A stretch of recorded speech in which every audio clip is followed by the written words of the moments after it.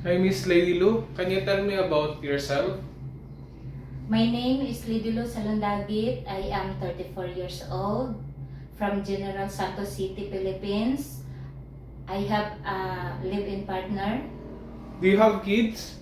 Yes, I have two kids, 16 years old and 10 years old. Who will take care of your child if you come to Hong Kong? My live-in partner and my family. How many siblings do you have? I have 6 siblings, 5 brothers and 1 sister, and I am a youngest of the family. Can you tell me about your educational background? I am high school graduate and I did not go to college because of the financial problem. Do you have overseas experience?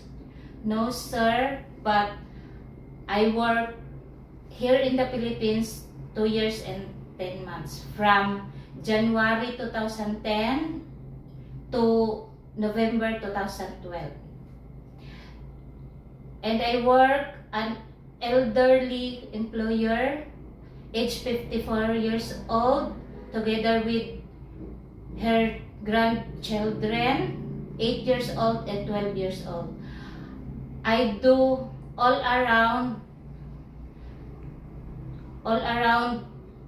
household works like cooking, cleaning, laundry, ironing, marketing, and to assisting the needs of my employer. Did you finish your contract? Yes, I finished my contract. How would you describe yourself? I am hardworking, honest, and loving. Do you have any tattoo? No, I don't have, sir. Did you undergo to any kind of surgery? No, sir. Why do you want to go abroad? To earn money, to provide financial for my family, like education for my children. Are you willing to take care of a newborn baby? Yes, sir, I am willing. Could you sing a nursery song? Yes, sir. Johnny, Johnny, yes, Papa. Eating sugar, no, Papa. Telling lies, no, Papa. Open your mouth, ha, ha, ha. Are you scared of cats or dogs? No, sir, I am not afraid, and I willing to take care cats and dogs.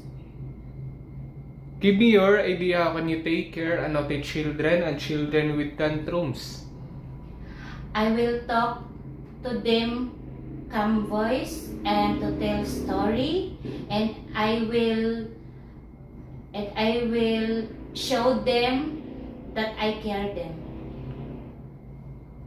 Say something to your future employer to hire you. For my future employer, if you are going to hire me, I promise to do my best to do all the household works, and I'll treat you like my own family, and I promise to finish my contract, and I am willing to learn how to speak Cantonese and to cook some more Chinese food. Thank you.